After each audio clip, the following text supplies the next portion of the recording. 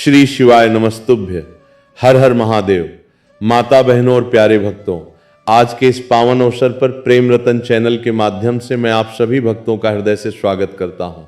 सावन का महीना स्वयं भगवान भोलेनाथ को अत्यंत प्रिय माना गया है और सावन में आने वाला प्रत्येक दिन भक्तों के लिए अपनी श्रद्धा को और गहरा करने का अवसर लेकर आता है। आज 14 अगस्त 2026 श्रावण मास के शुक्रवार और द्वितीया तिथि के इस पावन अवसर पर हम एक ऐसे पौधे की धार्मिक मान्यताओं, लोक विश्वासों और उससे जुड़ी पुरानी परंपराओं की चर्चा करने जा रहे हैं, जिसे अनेक स्थानों पर अपामार्ग, चिचड़ा, लटजीरा या लजीरा जैसे नामों से जाना जाता है। भक्तों, आज की बात को ध्यान पूर्वक सुनिएगा, क्योंकि इस कथा में केवल किसी पौधे की चर्चा नहीं है, बल्कि इसके माध्यम से हम आपको ये समझाने का प्रयास करेंगे कि हमारे पूर्वज प्रकृति, भगवान और मनुष्य के जीवन के बीच किस प्रकार का संबंध देखते थे।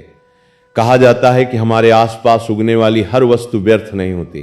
कोई पौधा औषधीय महत्व रखता है, कोई धार्मिक परंपरा में स्थान पाता है, कोई पशु पक्षियों के काम आता है और कोई हमें ये सिखाता है कि छोटी सी चीज भी प्रकृति के विशाल संसार में अपना महत्व रखती है। इसलिए आज की कथा को केवल धन प्राप्ति के लालच से मत सुनिएगा। इसे भगवान शिव की भक्ति, प्रकृति के सम्मान और अच्छे कर्मों की प्रेरणा के रूप में सुनिएगा। भक्तों, एक बात पहले ही स्पष्ट कर देना आवश्यक है कि किसी भी पौधे को लेकर लोक मान्यताओं में कही गई हर बात वैज्ञानिक रूप से प्रमाणित हो, यह आवश्यक नहीं है। इसलिए यदि कहीं किसी औषधीय उपयोग की चर्चा आए तो उसे चिकित्सकीय सलाह का विकल्प न समझें। विशेषकर गर्भवती महिलाओं, बच्चों या किसी बीमारी से पीड़ित व्यक्ति को किसी जड़ी बूटी का सेवन अपने मन से नहीं करना चाहिए। हमारे धर्म में भी विवेक को बहुत महत्व दिया गया है और भगवान शिव का स्मरण करते हुए विवेकपूर्ण आचरण करना ही सच्ची भक्ति है। अब आइए भक्तों, उस रहस्यपूर्ण कथा की ओर बढ़ते हैं, जिसके माध्यम से आज हम इस पौधे के धार्मिक महत्व को समझेंगे। बहुत समय पहले की बात है। एक छोटे से गांव का नाम था शिवपुर। गांव बहुत बड़ा नहीं था, लेकिन गांव के बीचों बीच एक प्राचीन शिव मंदिर था। मंदिर की दीवारों पर समय के निशान दिखाई देते थे। बरसात में मंदिर की छत से पानी की बूंदें टपकती थीं और सावन के दिनों में गांव के लोग सुबह सुबह वहां पहुंचकर शिवलिंग पर जल चढ़ाते थे। उसी गांव में हरिदास नाम का एक किसान रहता था। हरिदास बहुत मेहनती था। उसके पास जमीन कम थी, लेकिन वो अपनी छोटी सी भूमि को ही अपना संसार समझता था। उसकी पत्नी सीता, वृद्ध माता और 2 बच्चे उसके परिवार में थे। हरिदास सुबह सूरज निकलने से पहले खेत में चला जाता और देर शाम घर लौटता। उसके हाथों में मेहनत की लकीरें थीं, लेकिन घर की स्थिति फिर भी बहुत अच्छी नहीं थी। कभी फसल खराब हो जाती, कभी बाजार में उचित मूल्य नहीं मिलता और कभी अचानक कोई खर्च सामने आ जाता। धीरे धीरे उसके ऊपर कर्ज बढ़ता गया। एक रात वो घर के बाहर चारपाई पर बैठा आकाश की ओर देख रहा था। सावन के बादलों के बीच चंद्रमा कभी दिखाई देता और कभी छिप जाता। उसकी आंखों में चिंता थी। तभी उसकी वृद्ध माँ उसके पास आकर बैठ गई। माँ ने पूछा, बेटा इतनी चिंता क्यों करता है? हरिदास ने कहा, माँ मेहनत तो मैं पूरी करता हूँ, लेकिन घर की हालत सुधरती ही नहीं। कभी सोचता हूँ कि भगवान मेरी परीक्षा क्यों ले रहे हैं। माँ ने धीरे से कहा, बेटा भगवान परीक्षा लेते हैं तो साथ में रास्ता भी दिखाते हैं, लेकिन रास्ता हमेशा सोने की थैली के रूप में नहीं आता। कभी रास्ता बुद्धि के रूप में आता है, कभी किसी अच्छे व्यक्ति की सलाह बनकर आता है और कभी किसी ऐसी छोटी सी चीज के रूप में सामने आता है जिसे हम साधारण समझकर नजरअंदाज कर देते हैं। हरिदास ने माँ की ओर देखा, लेकिन उसे बात पूरी तरह समझ नहीं आई। माँ ने कहा, कल सावन का शुक्रवार है, सुबह मंदिर जाना, महादेव के सामने अपना मन खोल कर बैठना, उनसे केवल पैसा मत मांगना, उनसे रास्ता मांगना। अगले दिन हरिदास सूर्योदय से पहले उठ गया। उसने स्नान किया, साफ वस्त्र पहने और मंदिर की ओर चल पड़ा। रास्ते में वर्षा के कारण मिट्टी नम थी। मंदिर के आसपास छोटी छोटी वनस्पतियां उगाई थीं। हरिदास ने पहले कभी उन पौधों पर ध्यान नहीं दिया था। मंदिर में पहुंचकर उसने शिवलिंग पर जल चढ़ाया, बेलपत्र अर्पित किया और दोनों हाथ जोड़कर बोला, हे भोलेनाथ, मैं थक गया हूं। मुझे धन से ज्यादा वो बुद्धि दीजिए जिससे मैं अपने परिवार को सम्मान के साथ जीवन दे सकूं। तभी मंदिर के वृद्ध पुजारी ने उसकी आवाज सुन ली। पुजारी ने कहा, बेटा आज पहली बार तुमने सही प्रार्थना की है। हरिदास ने आश्चर्य से पूछा, पहले क्या गलत मांगता था? पुजारी बोले, पहले तुम परिणाम मांगते थे, आज तुमने मार्ग मांगा है। फिर पुजारी उसे मंदिर के पीछे ले गए। वहां कई तरह के पौधे उगे हुए थे। उनमें एक पौधा देखकर पुजारी ने कहा, इसे पहचानते हो? हरिदास ने कहा, नहीं। पुजारी बोले, कई जगह इसे अपामार्ग कहा जाता है और कई क्षेत्रों में इसके अलग अलग स्थानीय नाम हैं। हमारे यहाँ इसकी धार्मिक मान्यता भी सुनाई जाती है। लेकिन याद रखना बेटा, पौधे को भगवान मत समझना और भगवान को पौधे तक सीमित मत करना। प्रकृति में ईश्वर की झलक देखना अलग बात है और किसी पौधे को चमत्कार का निश्चित साधन मान लेना अलग बात। हरिदास ध्यान से सुनता रहा। पुजारी ने कहा, हमारे बुजुर्ग इस पौधे से जुड़ी अनेक बातें बताते आए हैं। कुछ लोग इसे धार्मिक अनुष्ठानों में स्मरण करते हैं, कुछ लोग इसके पारंपरिक उपयोगों की चर्चा करते हैं, लेकिन जीवन में सबसे बड़ा उपाय हमेशा कर्म, संयम और श्रद्धा ही है। हरिदास ने पूछा, तो क्या इसे घर में रखा जा सकता है? पुजारी ने कहा, यदि तुम्हारे परिवार की परंपरा में इसे शुभ माना जाता है तो सम्मान पूर्वक रख सकते हो, लेकिन पौधे को अनावश्यक रूप से उखाड़ना आवश्यक नहीं। प्रकृति की रक्षा करना भी पूजा है। भक्तों, यही बात आज की इस कथा का पहला संदेश है। यदि हम किसी पौधे को पवित्र मानते हैं तो उसका अर्थ ये नहीं कि हम उसे तोड़ते रहें, बल्कि उसका अर्थ ये है कि हम प्रकृति को ईश्वर की देन समझें और उसकी रक्षा करें। हरिदास ने उस दिन उस पौधे को प्रणाम किया और मंदिर से घर लौट आया, लेकिन उसके मन में एक नई बात बैठ गई थी। उसने सोचा कि यदि भगवान से मार्ग मांग लिया है तो अब उसे अपने कर्म भी बदलने होंगे। उसने अपनी पत्नी से कहा, आज से हम हर खर्च लिखेंगे। पत्नी ने पूछा, क्यों? हरिदास बोला, क्योंकि मैं समझ गया हूं कि गरीबी केवल कम कमाई से नहीं आती, कई बार बिना योजना के खर्च करने से भी आती है। दोनों ने घर के खर्च लिखने शुरू किए।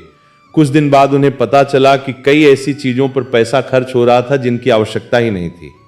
हरिदास ने अनावश्यक खर्च बंद किया। उसने गांव के अनुभवी किसानों से नई फसल के बारे में जानकारी ली। उसने बाजार में जाकर कीमतों का पता लगाया। धीरे धीरे उसकी स्थिति सुधरने लगी।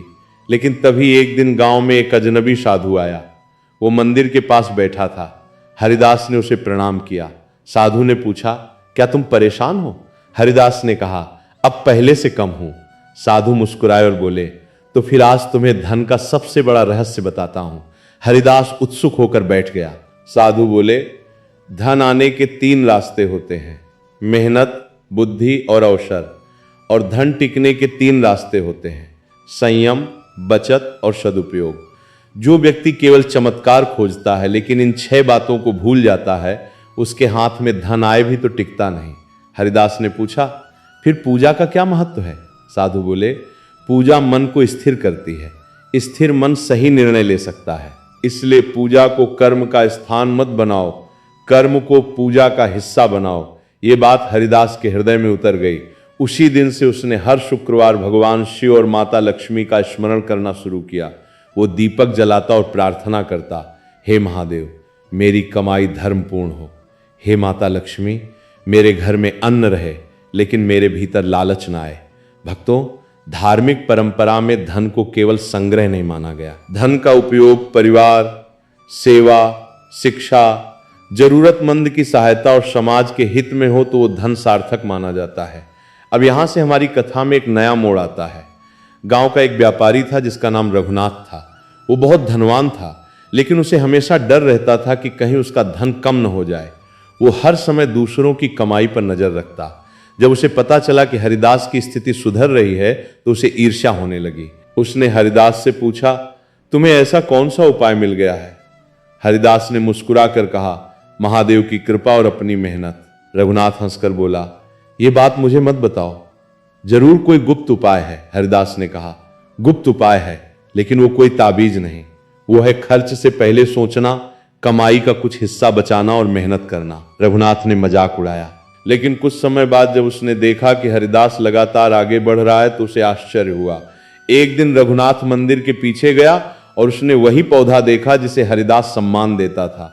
उसने सोचा कि शायद इसी में कोई चमत्कार है। उसने पौधे को जड़ सहित उखाड़ने की कोशिश की। तभी मंदिर के पुजारी ने उसे देख लिया। पुजारी ने कहा, रुको। रघुनाथ चौंक गया। पुजारी बोले, जिसे तुम चमत्कार समझकर तोड़ रहे हो, उसका सबसे बड़ा संदेश ही यह है कि प्रकृति को नष्ट मत करो। रघुनाथ बोला, लेकिन मुझे धन चाहिए। पुजारी ने कहा, धन चाहिए तो व्यापार सुधारो, किसी का हक मत मारो, मेहनत करो, पौधे की जड़ उखाड़कर तुम्हारी किस्मत नहीं बदलेगी। रघुनाथ वहां से चला गया, लेकिन उसके मन में बात बैठ गई। भक्तों, अब यहां हम उस पारंपरिक उपाय की बात करेंगे जिसे अनेक लोग धार्मिक श्रद्धा से करते हैं। यदि आप अपने घर में अपामार्ग को शुभ मानते हैं तो शुक्रवार के दिन घर की सफाई करके पूजा स्थान पर दीपक जला सकते हैं, भगवान शिव का स्मरण कर सकते हैं, माता लक्ष्मी के सामने प्रार्थना कर सकते हैं। यदि आपकी स्थानीय धार्मिक परंपरा में अपामार्ग का पूजन किया जाता है तो उसके पौधे को बिना नुकसान पहुंचाए श्रद्धा से प्रणाम करें। कुछ लोग परंपरागत रूप से इसकी जड़ को लाल वस्त्र में बांधकर धन स्थान के पास रखने की बात करते हैं।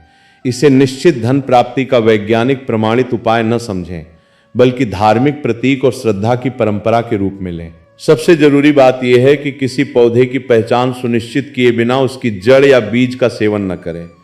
किसी जड़ी बूटी को खाने, दातून करने या किसी बीमारी के उपचार में लगाने की सलाह भी बिना विशेषज्ञ मार्गदर्शन के नहीं दी जानी चाहिए। भक्तों, हमारी पुरानी परंपराओं में अपामार्ग के कई उपयोगों का उल्लेख लोकज्ञान और आयुर्वेदिक परंपरा में मिलता है, लेकिन आज के समय में किसी भी स्वास्थ्य समस्या के लिए प्रमाणित चिकित्सा सलाह लेना जरूरी है। दांतों का दर्द हो, सिर दर्द हो, नींद की समस्या हो या कोई अन्य बीमारी, केवल घरेलू जड़ी बूटी पर निर्भर रहने के बजाय योग्य चिकित्सक से जांच कराना ही सुरक्षित मार्ग है। विशेषकर गर्भावस्था के दौरान किसी भी जड़ी बूटी का सेवन या प्रयोग बिना चिकित्सकीय सलाह के बिल्कुल नहीं करना चाहिए। भक्तों, भगवान शिव ने हमें शरीर दिया है तो उसकी देखभाल करना भी हमारा धर्म है। अब कथा में वापस चलते हैं। कुछ महीनों बाद हरिदास के खेत में बहुत अच्छी फसल हुई। इस बार उसने सबसे पहले अपना पुराना कर्ज चुकाया, फिर उसने घर के लिए अनाज रखा, फिर अगले मौसम के बीज खरीदे और बची हुई रकम का कुछ हिस्सा गांव के एक गरीब परिवार की सहायता में दिया। उसकी मां ने पूछा, बेटा, तुमने अपनी कमाई का हिस्सा दूसरों को क्यों दे दिया? हरिदास बोला, मां, आपने ही तो कहा था कि धन का अर्थ केवल अपने घर की दीवारें ऊंची करना नहीं है। मां की आंखों में आंसू आ गए। उसने कहा, अब तू सच में समझदार हो गया है। उसी रात हरिदास ने सपना देखा। उसने देखा कि वो एक विशाल नदी के किनारे खड़ा है। नदी का जल शांत था। दूर एक प्रकाश दिखाई दे रहा था। प्रकाश के बीच भगवान शिव की छवि जैसी अनुभूति हुई। आवाज आई, धन की तलाश में मत भागो, ऐसा जीवन बनाओ कि धन तुम्हारे पास आने पर भी तुम्हें अपना सेवक बनाए, स्वामी नहीं। हरिदास की नींद खुल गई। उसके शरीर में रोमांच था। उसने तुरंत हाथ जोड़कर कहा, हर हर महादेव। अगले दिन से उसने गांव के युवाओं को खेती की नई जानकारी देना शुरू किया। कुछ लोगों ने उसके साथ मिलकर समूह बनाकर बीज खरीदना शुरू किया। बाजार में सीधे बेचने लगे। बिचौलियों पर निर्भरता कम हुई।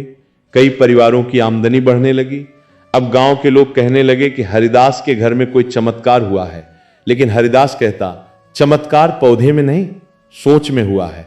भक्तों, यही इस पूरी कथा का गहरा अर्थ है। यदि हम किसी शुभ पौधे को देखकर भगवान को याद करते हैं और उस स्मरण के बाद अपने कर्मों को बेहतर करते हैं तो वो हमारे जीवन में एक सकारात्मक प्रतीक बन सकता है। लेकिन यदि हम केवल ये सोच लें कि कोई जड़ घर में रखते ही करोड़पति बना देगी तो हम अपने कर्मों की जिम्मेदारी भूल जाएंगे। धर्म हमें कर्म से भागना नहीं सिखाता। श्री कृष्ण ने भी कर्म की महत्ता समझाई और भगवान शिव की आराधना भी साधना, संयम और आत्मनियंत्रण की प्रेरणा देती है। इसलिए आज के इस शुक्रवार को यदि आप कोई उपाय करना चाहते हैं तो सबसे पहले अपने घर की सफाई कीजिए, पूजा स्थान को व्यवस्थित कीजिए, दीपक जलाइए, शिवलिंग पर श्रद्धा से जल अर्पित कीजिए, माता पार्वती और माता लक्ष्मी का स्मरण कीजिए।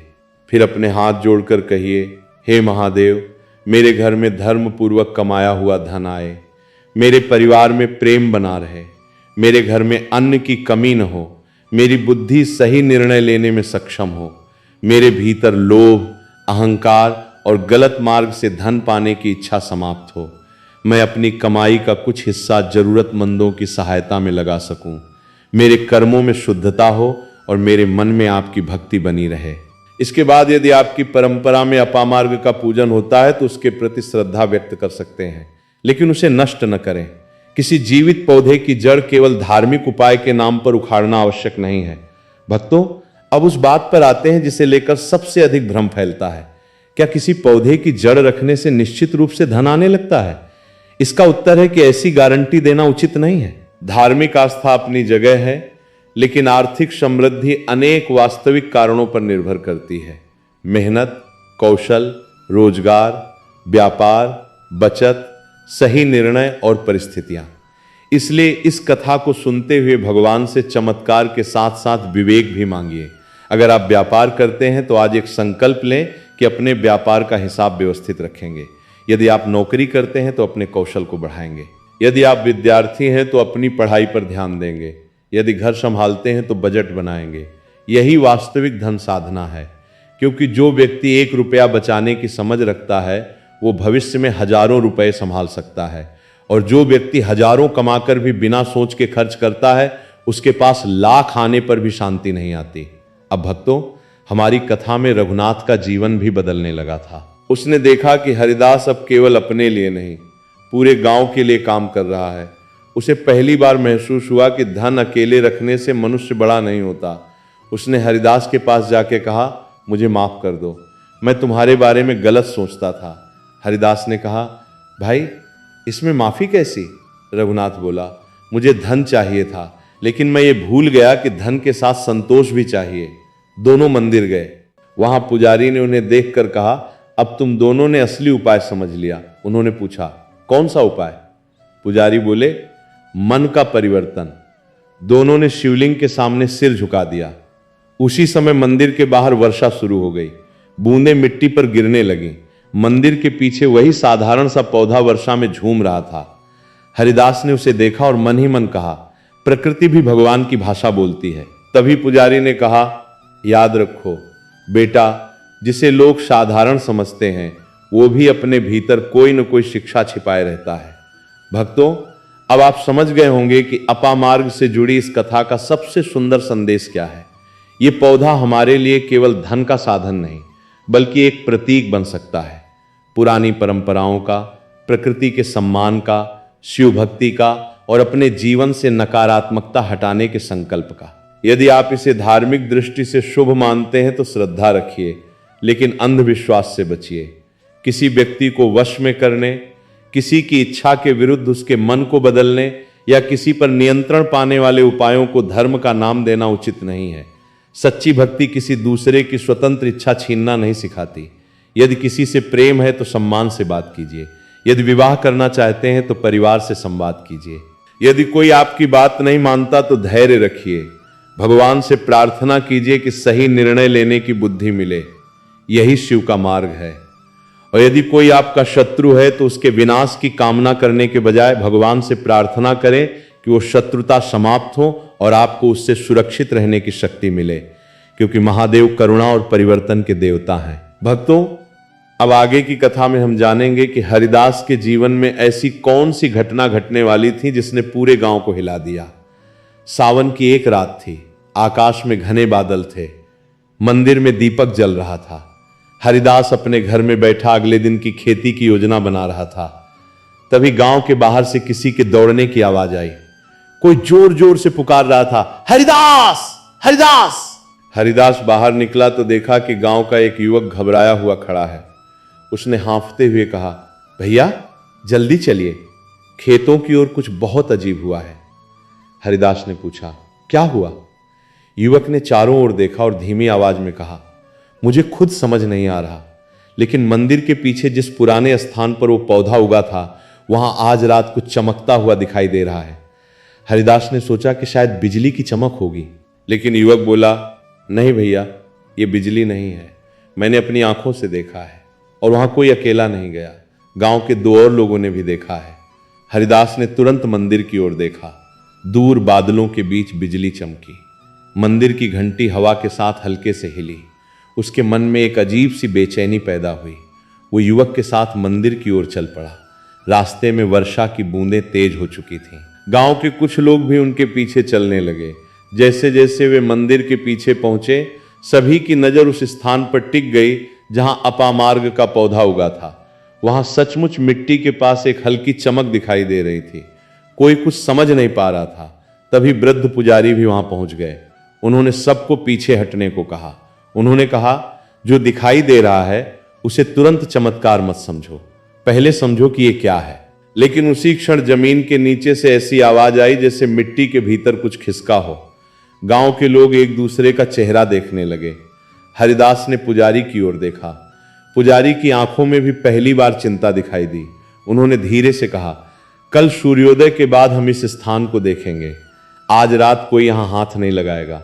लेकिन भक्तों, किसी को क्या पता था कि अगली सुबह जो सामने आने वाला था वो केवल उस पौधे का रहस्य नहीं खोलेगा, बल्कि पूरे गांव के अतीत से जुड़ा एक ऐसा सच सामने लाएगा जिसे सुनकर हरिदास के पैरों तले की जमीन खिसकने वाली थी। और उस रात मंदिर की घंटी अचानक अपने आप बज उठी।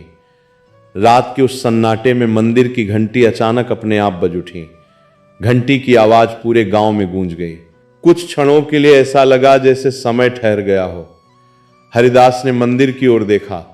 वृद्ध पुजारी ने अपनी आंखें बंद कर लीं और दोनों हाथ जोड़कर धीरे से कहा, हर हर महादेव।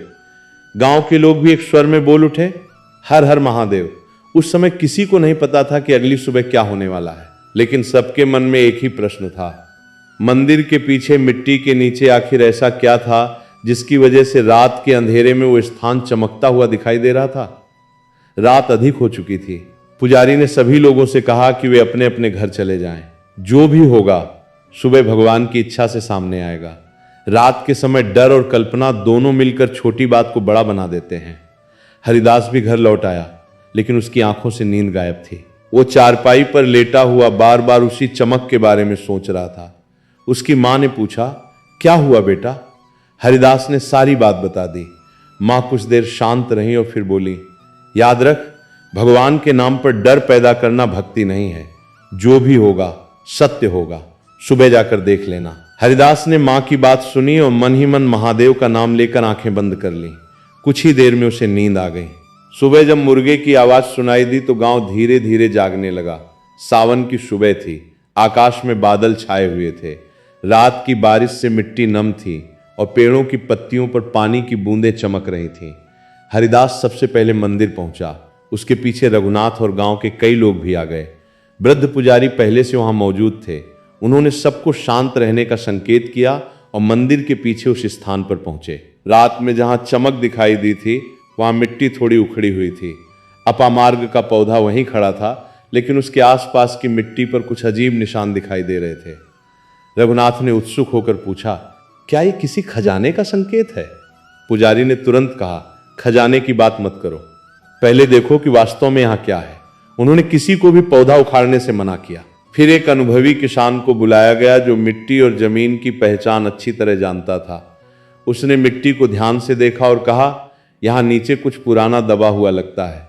गांव के लोगों में फुसफुसाहट शुरू हो गई। किसी ने कहा, शायद पुराने जमाने का धन है। किसी ने कहा, शायद मंदिर की कोई पुरानी वस्तु होगी। किसी ने कहा, शायद ये भगवान का संकेत है। लेकिन पुजारी ने हाथ उठाकर सबको चुप करा दिया। उन्होंने कहा, अनुमान मत लगाओ, सत्य सामने आने दो। थोड़ी देर बाद सावधानी से मिट्टी हटाई गई।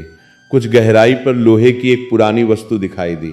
जब उसे बाहर निकाला गया तो पता चला कि वो एक पुराना संदूक था। संदूक बहुत जर्जर हो चुका था। उसके ऊपर मिट्टी और जंग की मोटी परत थी। गांव के लोगों की सांसें थम गईं। रघुनाथ की आंखें फैल गईं। उसने धीरे से कहा, क्या इसमें धन हो सकता है? पुजारी ने कहा, हो भी सकता है और नहीं भी, लेकिन याद रखो, जो वस्तु तुम्हारी नहीं है उसे अपना समझ लेना, धर्म नहीं है। हरिदास ने पुजारी की बात का समर्थन किया। संदूक को मंदिर के सामने लाया गया। गांव के बुजुर्गों को बुलाया गया।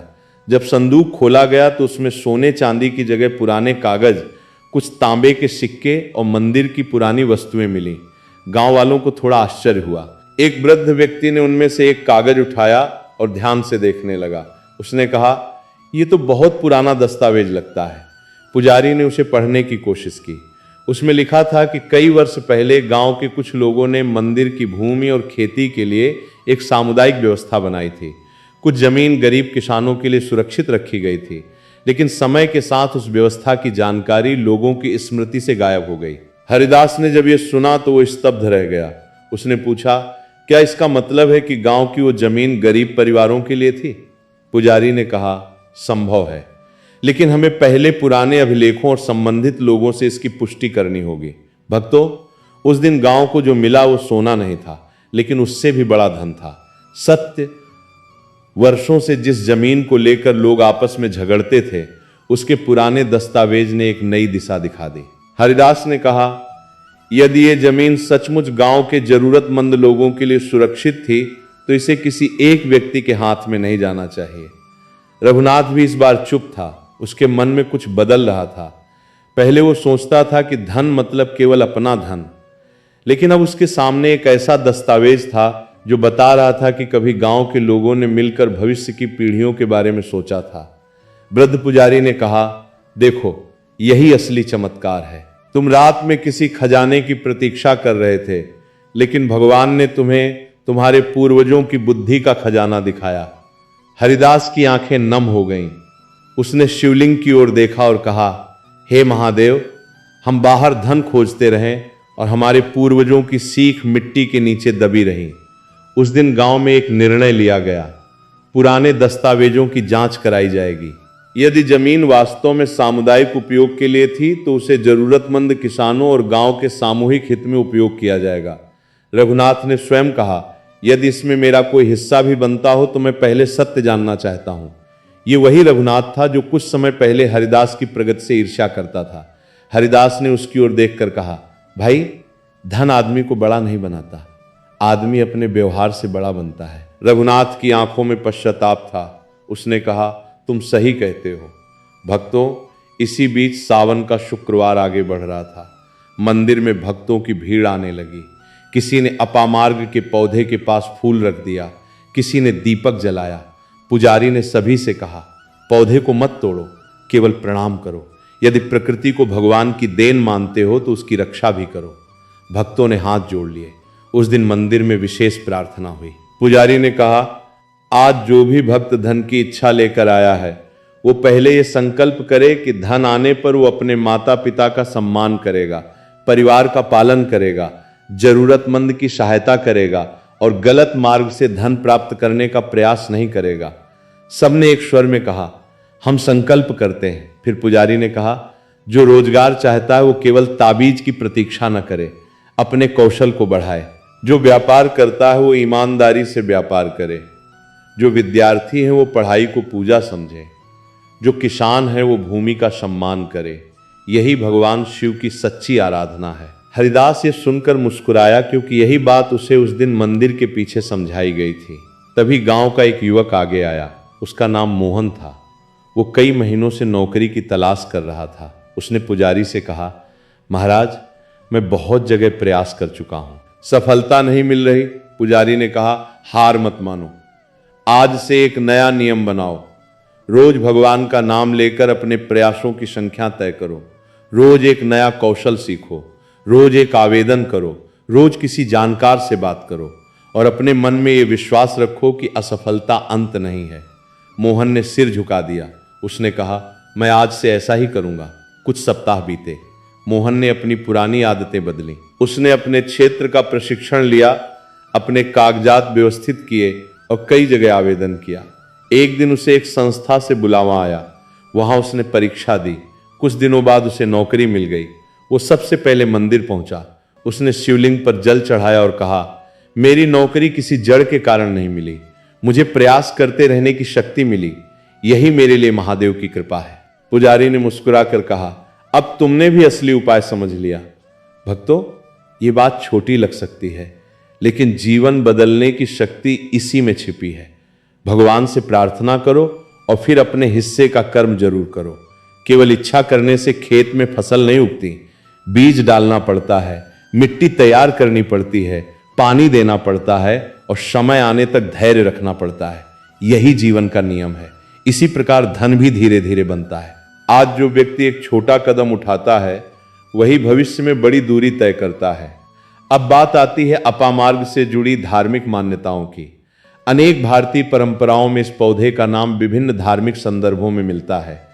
कुछ क्षेत्रों में इसे विशेष दिनों में स्मरण किया जाता है। कहीं इसे शुद्धि से जोड़ा जाता है, कहीं लोक परंपरा में इसका उपयोग बताया जाता है। लेकिन हर क्षेत्र की परंपरा अलग हो सकती है। इसलिए यदि आपके घर में कोई विशेष परंपरा चली आ रही है तो अपने परिवार के बुजुर्गों या स्थानीय विद्वान से उसका सही तरीका जानना उचित होगा। और यदि कोई व्यक्ति इसे औषधि के रूप में इस्तेमाल करना चाहता है तो योग्य चिकित्सक से सलाह लेना आवश्यक है। भक्तों, किसी बीमारी को केवल चमत्कारिक उपाय से ठीक होने की गारंटी देना उचित नहीं है। शरीर भगवान का दिया हुआ मंदिर है, इसलिए उसकी रक्षा करना भी हमारा कर्तव्य है। यदि दांत में दर्द है तो दंत चिकित्सक से जांच कराएं। यदि सिर दर्द लगातार बना हुआ है तो कारण जानने के लिए चिकित्सक से संपर्क करें। यदि कोई गर्भवती है तो बिना चिकित्सकीय सलाह किसी जड़ी बूटी का प्रयोग न करें। ये सावधानी धर्म के विरुद्ध नहीं बल्कि धर्म के अनुरूप है, क्योंकि जीवन की रक्षा सबसे बड़ा कर्तव्य है। अब कथा फिर आगे बढ़ती है। उसी रात हरिदास अपने घर में बैठा था। बाहर वर्षा हो रही थी। उसकी माँ ने कहा, बेटा, आज गांव में बहुत कुछ बदल गया। हरिदास ने कहा, हाँ माँ, लेकिन मुझे लगता है कि ये बदलाव अचानक नहीं आया। शायद हमें केवल देखने का तरीका बदलना था। माँ ने मुस्कुराकर पूछा, क्या समझा? हरिदास बोला, पहले मैं सोचता था कि कोई एक उपाय मेरी गरीबी दूर कर देगा। अब समझ आया कि भगवान शायद हमें संकेत देते हैं, लेकिन रास्ते पर चलना हमें खुद पड़ता है। माँ ने कहा, यही तो भक्ति है। उसी समय बाहर से किसी ने दरवाजा खटखटाया। हरिदास ने दरवाजा खोला तो सामने एक अजनबी वृद्ध खड़ा था। उसके कपड़े वर्षा से भीगे हुए थे। हाथ में एक पुरानी लकड़ी की छड़ी थी। उसने कहा, क्या यह हरिदास का घर है? हरिदास ने कहा, जी। वृद्ध ने उसकी ओर ध्यान से देखा और बोला, तुम्हें शायद पता नहीं, लेकिन तुम्हारे परिवार का संबंध उस पुराने मंदिर से बहुत पुराना है। हरिदास चौंक गया। उसने वृद्ध को अंदर बुलाया। वृद्ध ने कहा, तुम्हारे दादा के दादा मंदिर की सेवा किया करते थे। हरिदास की मां भी वहां आ गई। वृद्ध ने अपनी गठरी से एक पुरानी तस्वीर निकाली। तस्वीर धुंधली थी, लेकिन उसमें मंदिर के सामने कुछ लोग खड़े दिखाई दे रहे थे। हरिदास ने तस्वीर को ध्यान से देखा। उसके परिवार के एक बुजुर्ग का चेहरा उसमें दिखाई दे रहा था। वृद्ध ने कहा, तुम्हारे पूर्वजों ने कभी यह संकल्प लिया था कि गांव में कोई भूखा न सोए, लेकिन समय के साथ वो परंपरा खत्म हो गई। हरिदास ने पूछा, आपको ये सब कैसे पता? वृद्ध ने कहा, क्योंकि मैं उस परिवार की अगली पीढ़ी से हूं जिसने ये पुरानी जानकारी संभाल कर रखी थी। हरिदास की आंखें नम हो गईं। उसने कहा, तो क्या आज जो संदूक मिला वो उसी संकल्प से जुड़ा था? वृद्ध ने कहा, संभव है, लेकिन असली संदेश संदूक में नहीं, उस संकल्प में है। फिर वृद्ध ने कहा, यदि तुम सच में अपने पूर्वजों का सम्मान करना चाहते हो तो गांव में अन्न भंडार की व्यवस्था शुरू करो। हर परिवार अपनी क्षमता के अनुसार थोड़ा सा अनाज रखे और जरूरत पड़ने पर किसी भूखे परिवार की सहायता की जाए। हरिदास ने उसी समय संकल्प लिया। अगले शुक्रवार से गांव में अन्न संग्रह शुरू हुआ। किसी ने एक मुट्ठी चावल दिया, किसी ने गेहूं दिया, किसी ने दाल दी। धीरे धीरे एक छोटा सा अन्न भंडार तैयार हो गया। रघुनाथ ने सबसे अधिक अनाज दिया। उसने कहा, मैंने वर्षों तक धन जमा किया, लेकिन पहली बार मुझे लग रहा है कि किसी के पेट की भूख मिटाना सबसे बड़ा लाभ है। गांव की महिलाओं ने भी इस कार्य में हिस्सा लिया। सीता ने कहा, यदि घर की महिलाएं बचत का थोड़ा हिस्सा अन्न भंडार में देंगी तो किसी जरूरतमंद परिवार को संकट में सहारा मिलेगा। देखते देखते गांव का वातावरण बदलने लगा। पहले जहां लोग एक दूसरे की कमाई देखते थे, अब एक दूसरे की जरूरत देखने लगे। मंदिर में शुक्रवार की शाम सामूहिक प्रार्थना होने लगी। दीपक जलता, शिव नाम का जाप होता और उसके बाद गांव के लोग मिलकर अगले सप्ताह की आवश्यकताओं पर चर्चा करते। हरिदास ने अपने खेत में भी एक छोटा हिस्सा औषधि और स्थानीय वनस्पतियों के संरक्षण के लिए छोड़ दिया। उसने बच्चों को समझाया कि हर पौधे को उखाड़ना नहीं चाहिए। कुछ पौधे केवल इसलिए महत्वपूर्ण होते हैं क्योंकि वे मिट्टी, कीट, पतंगों और आसपास के पारिस्थितिक संतुलन का हिस्सा होते हैं। बच्चे अपामार्ग के पौधे को देखकर उसे पहचानना सीखने लगे, लेकिन उसे तोड़ने की बजाय उसके आसपास पानी डालने लगे। एक दिन एक बच्चा हरिदास से पूछ बैठा, काका, क्या यह पौधा सचमुच हमें अमीर बना देगा? हरिदास ने हंसकर कहा, अगर तुम इसे देखकर मेहनत, प्रकृति और भगवान को याद करना सीख गए तो यह तुम्हें उससे भी बड़ी चीज दे सकता है। समझ? बच्चा बोला, समझ क्या होती है? हरिदास ने कहा, जब तुम्हें पता चल जाए कि क्या करना चाहिए और क्या नहीं करना चाहिए, वही समझ है। बच्चा मुस्कुराया। वो पौधे को प्रणाम करके चला गया। भक्तों, इसी तरह एक साधारण पौधा पूरे गांव के लिए एक शिक्षा का माध्यम बन गया। लेकिन कहानी में अभी एक और परीक्षा बाकी थी। सावन की एक रात अचानक नदी का पानी बढ़ने लगा। लगातार बारिश के कारण गांव के निचले हिस्से में पानी भरने लगा। लोगों में घबराहट फैल गई। हरिदास ने तुरंत गांव के युवाओं को इकट्ठा किया। रघुनाथ ने अपने गोदाम के दरवाजे खोल दिए ताकि जरूरतमंद परिवारों को सुरक्षित जगह मिल सके। महिलाओं ने बच्चों और बुजुर्गों को मंदिर के ऊंचे हिस्से में पहुंचाया। अन्न भंडार से भोजन निकाला गया। उस रात गांव के लोगों ने पहली बार महसूस किया कि उनका सामूहिक संकल्प कितना बड़ा सहारा बन चुका था। सुबह जब बारिश कम हुई तो सभी ने देखा कि कई घरों में पानी घुस चुका था, लेकिन कोई परिवार भूखा नहीं था। मंदिर में पुजारी ने कहा, देखा, यही धन है। धन केवल तिजोरी में बंद सिक्के नहीं, सही समय पर किसी के काम आ जाने वाली क्षमता भी धन है। हरिदास ने शिवलिंग के सामने सिर झुका दिया। उसकी आंखों में आंसू थे। उसने कहा, महादेव, आपने हमें वो दे दिया जो हम मांगना भी नहीं जानते थे। भक्तों, यही वो क्षण था जब हरिदास को अपनी मां की पुरानी बात याद आई। भगवान रास्ता दिखाते हैं, लेकिन रास्ता हमेशा सोने की थैली बनकर नहीं आता। कभी रास्ता एक अच्छे विचार के रूप में आता है, कभी किसी संत की सीख बनकर आता है, कभी किसी पौधे को बचाने की प्रेरणा बनकर आता है, कभी किसी भूखे को भोजन कराने का अवसर बनकर आता है, और कभी संकट के समय पूरे गांव को एक साथ खड़ा कर देता है। इसलिए यदि आज आप भी आर्थिक कठिनाई से गुजर रहे हैं तो निराश मत होइए। भगवान शिव के सामने बैठिए, अपने मन की बात कहिए, फिर अपनी स्थिति को ईमानदारी से देखिए। आमदनी कितनी है, खर्च कितना है, कौन सी आदतें बदलनी है, कौन सा कौशल सीखना है, किस व्यक्ति से सलाह लेनी है, किस कर्ज को पहले चुकाना है, किस गलत खर्च को रोकना है, ये सब लिखिए। फिर हर शुक्रवार भगवान के सामने एक छोटा संकल्प लेके आगे बढ़िए। याद रखिए, एक दिन में जीवन नहीं बदलता, लेकिन एक दिन का सही निर्णय जीवन की दिशा बदल सकता है। और भक्तों, यदि आप अपामार्ग या किसी अन्य पवित्र पौधे को अपने घर के आसपास देखते हैं तो उसे केवल धन का साधन न समझें, उसे प्रकृति के संदेश के रूप में देखें। उसे अनावश्यक रूप से नष्ट न करें। बच्चों को उसके बारे में बताएं। यदि धार्मिक रूप से पूजन करते हैं तो श्रद्धा से करें, लेकिन किसी भी पौधे के सेवन या औषधीय उपयोग को लेकर इंटरनेट या वीडियो की बात पर निर्भर रहने के बजाय योग्य विशेषज्ञ की सलाह लें। यही जिम्मेदार श्रद्धा है। अब कहानी में धीरे धीरे शाम होने लगी थी। मंदिर में फिर दीपक जल चुका था। हरिदास, रघुनाथ, मोहन और गांव के अन्य लोग शिव मंदिर में बैठे थे। पुजारी ने कहा, आज से इस मंदिर में एक नई परंपरा शुरू होगी। हर शुक्रवार केवल पूजा नहीं होगी, हर शुक्रवार एक अच्छा काम भी किया जाएगा। किसी ने कहा, मैं गरीब बच्चे की पढ़ाई में मदद करूंगा। किसी ने कहा, मैं एक पेड़ लगाऊंगा। किसी ने कहा, मैं बुजुर्ग पड़ोसी की सहायता करूंगा। रघुनाथ ने कहा, मैं अपने व्यापार में गलत तौल नहीं करूंगा। हरिदास ने कहा, मैं गांव के किसानों को खेती की जानकारी साझा करूंगा। मोहन ने कहा, मैं बेरोजगार युवाओं को नौकरी के अवसरों की जानकारी दूंगा। पुजारी ने शिवलिंग की ओर देखकर कहा, अब समझो, महादेव की पूजा शुरू हुई है। तभी मंदिर के बाहर हवा चली। अपामार्ग का पौधा हल्का सा झुका और फिर सीधा हो गया। दीपक की लौ भी कुछ क्षण के लिए तेज हुई। हरिदास ने उस पौधे की ओर देखा और उसके मन में एक विचार आया। प्रकृति बोलती नहीं, लेकिन बहुत कुछ कहती है। उसी समय मंदिर के बाहर वही रहस्यमय वृद्ध फिर दिखाई दिया। इस बार उसके हाथ में एक पुरानी पोटली थी। उसने हरिदास को संकेत करके बाहर बुलाया और कहा, तुमने पहला रहस्य समझ लिया है, लेकिन उस पुराने संदूक में एक और वस्तु थी जिसे तुमने अभी तक नहीं देखा। हरिदास ने चौंक कर पूछा, क्या? वृद्ध ने पोटली खोली। उसमें एक पुरानी तांबे की पट्टिका थी जिस पर कुछ शब्द खुदे हुए थे। वृद्ध ने कहा, इसे पढ़ने वाला ही समझ पाएगा कि तुम्हारे पूर्वजों ने मंदिर के पीछे उस स्थान को क्यों सुरक्षित रखा था। और ये बात केवल तुम्हारे परिवार की नहीं, पूरे गांव की किस्मत बदल सकती है। हरिदास ने कांपते हाथों से वो पट्टिका उठाई। मंदिर की घंटी फिर बज उठी। उसने पट्टिका पर लिखे पहले शब्द पढ़े और अचानक उसके चेहरे का रंग बदल गया। पुजारी भी आगे बढ़े।